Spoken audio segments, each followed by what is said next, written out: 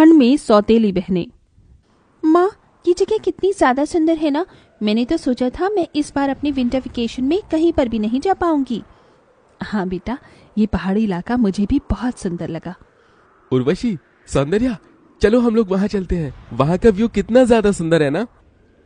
साहब एक गुब्बारा ले लो। बेटा, इतनी सी उम्र में आप लोग सड़क पर ऐसे गुब्बारे बेच रहे हो, कहीं कोई गाड़ी आ गई तो? आपके माता पिता कहाँ हैं? हम दोनों का दुनिया में कोई नहीं है। ये गुब्बारे बेचकर दिन में 10-20 रुपए कमा लेते हैं और उसी से ही गुजारा चलाते हैं। आप ये कुछ पैसे रखो और इससे कुछ खा लेना, ठीक है? नहीं साहब, हमें ये पैसे ऐसे मुफ्त में नहीं चाहिए। हम लोग गरीब हैं, लेकिन हम मेहनत का ही खाना पसंद करते हैं। आप इसके बदले ये सारे गुब्बारे ले लीजिए। उन दोनों बहनों को इतनी छोटी सी उम्र में इतनी ईमानदारी और मेहनत से काम करता देख सौंदर्या के दिल के अंदर उन दोनों बहनों के लिए ममता जाग जाती है। इन दोनों बच्चों का इस दुनिया में कोई नहीं है। देखिए ना, ये दोनों कितनी ज्यादा प्यारी और मेहनती हैं। क्यों ना हम इन्हें गोद ले लें। वेद को भी वो दोनों छोटी बहन बहुत ज्यादा पसंद आती हैं और वो उन दोनों बहनों को गोद ले लेता है। बेटा, ये सब तुम दोनों के लिए है और आज के बाद तुम तीनों बहनें हो। तुम तीनों कभी भी एक दूसरे का साथ नहीं छोड़ना। हम कभी भी एक दूसरे का साथ नहीं छोड़ेंगे। जब से ये दोनों इस घर में आई हैं, तब से मम्मी पापा सिर्फ इन दोनों से ही प्यार कर रहे हैं। मुझे तो भूल ही गए हैं। जो चीज सिर्फ मेरे लिए आई थी और वो चीज अब इन दोनों के लिए भी आ रही है। उर्वशी मन ही मन कीर्ति और सृष्टि से नफरत करने लगती है। वेद और सौंदर्या का सृष्टि और कीर्ति को इतना प्यार करना उर्वशी को बिल्कुल भी पसंद नहीं था, लेकिन शायद भगवान को कुछ और ही मंजूर था। ऑफिस जाते समय सौंदर्या और वेद की गाड़ी का ब्रेक फेल हो जाता है, जिससे उन दोनों का एक भयानक एक्सीडेंट होता है और दोनों की फौरन ही मौत हो जाती है। मम्मी पापा, आप दोनों क्यों मुझे अकेला छोड़कर चले गए? आप दोनों के अलावा मेरा इस दुनिया में कोई भी नहीं है। आप दोनों कुछ बोल क्यों नहीं रहे हो? उर्वशी दीदी, देखो ना, मम्मी पापा को क्या हो गया? ये सब सिर्फ तुम दोनों की वजह से हुआ है। पहले तो तुम दोनों ने मेरे मम्मी पापा का प्यार मुझसे छीन लिया और अब मेरे मम्मी पापा को ही मुझसे छीन लिया है। मैं तुम दोनों को कभी माफ नहीं करूंगी। उर्वशी अपने माता पिता की मृत्यु का कारण सृष्टि और कीर्ति को मानने लगती है और उनसे बहुत ज्यादा नफरत करने लगती है। कीर्ति, खाना खा ले, तूने कल से कुछ भी नहीं खाया है। नहीं दीदी, मेरा कुछ खाने का मन नहीं कर रहा है। मेरी बहन थोड़ा सा खा ले, वरना मैं भी नहीं खाऊंगी। अपनी बहन के कहने पर कीर्ति जैसे ही निवाला उठाकर खाने लगती है, वहां उर्वशी आ जाती है और खाने की प्लेट छीनकर जमीन पर फेंक देती है। पहले तो मेरी मम्मी डैडी को खा गई और अब यहाँ आराम से खाना खा रही हो। घर में इतने सारे काम पड़े हैं, कौन करेगा? जाकर जल्दी से घर के सारे काम करो, वरना तुम दोनों को मैं घर से ही निकाल दूंगी, समझी? फिर इस कपकपाती ठंड में सड़क पर भटकते रहना।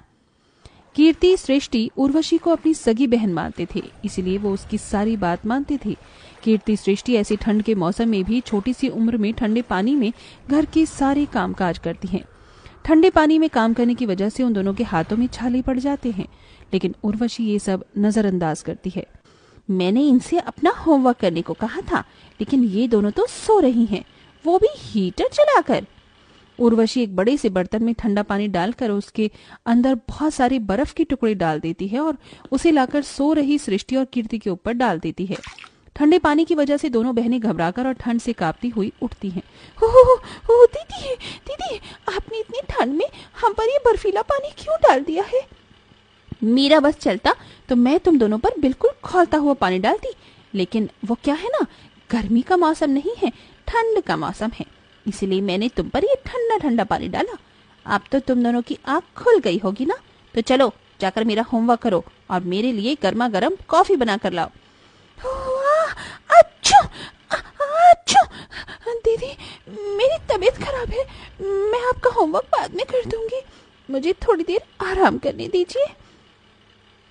तुझे आराम करना है? अगर तू आराम करेगी तो घर के सारे काम कौन करेगा? मेरे माँ बाप को खाकर तुम दोनों बहनों को चैन नहीं मिला क्या, जो अब तुम्हें आराम भी करना है? जितना बोला जाए उतना ही करो, समझी?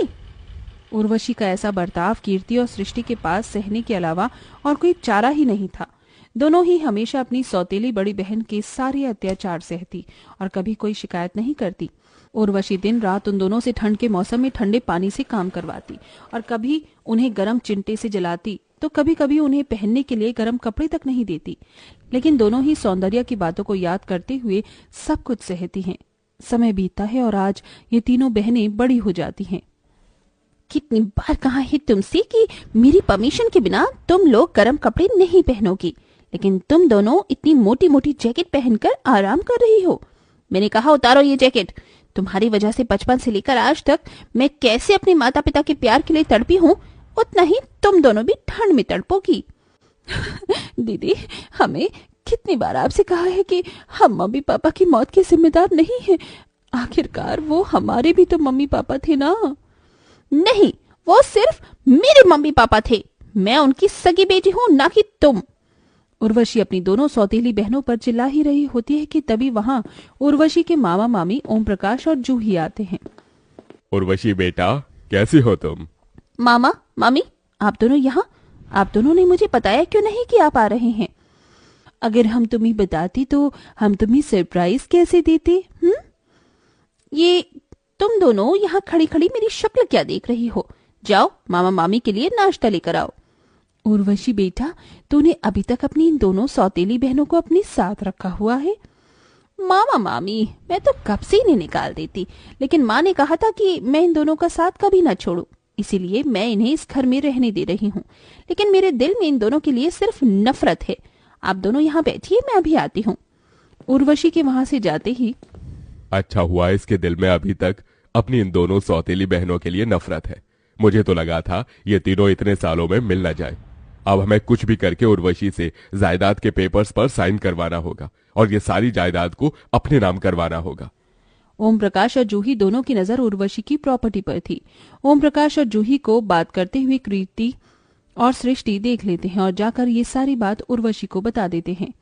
तुम दोनों को शर्म नहीं आती मेरे मामा मामी के खिलाफ ऐसी साजिश करते हुए? पहले मुझसे मेरे माँ बाप को छीन लिया और अब मेरे मामा मामी को मुझसे दूर करना चाहती हो। दीदी, हम सच कह रहे हैं, हमारी बात पर विश्वास करो। जस्ट शट अप, निकल जाओ मेरे घर से और मुझे अपनी शक्ल मत दिखाना। सृष्टि और कीर्ति अब पूरी तरह से टूट जाते हैं और घर छोड़कर चली जाती हैं, जिसका फायदा ओम प्रकाश और जूही उठाते हैं और जायदाद के पेपर बनवाकर उर्वशी के पास ले जाते हैं। ये किस किस चीज के पेपर हैं? उर्वशी बेटा, ये पेपर तेरे माता पिता ने बनवाकर मेरे पास संभाल कर रखे थे।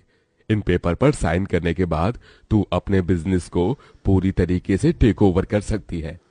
लेकिन मम्मी पापा ने तो मुझे कभी इसके बारे में कुछ नहीं बताया। तू उस समय बहुत छोटी थी। चल अब जल्दी से साइन कर दे ये पेपर, हमें अब कोर्ट में भी जमा करवाने हैं। उर्वशी को जूही और ओम प्रकाश पर शक होता है।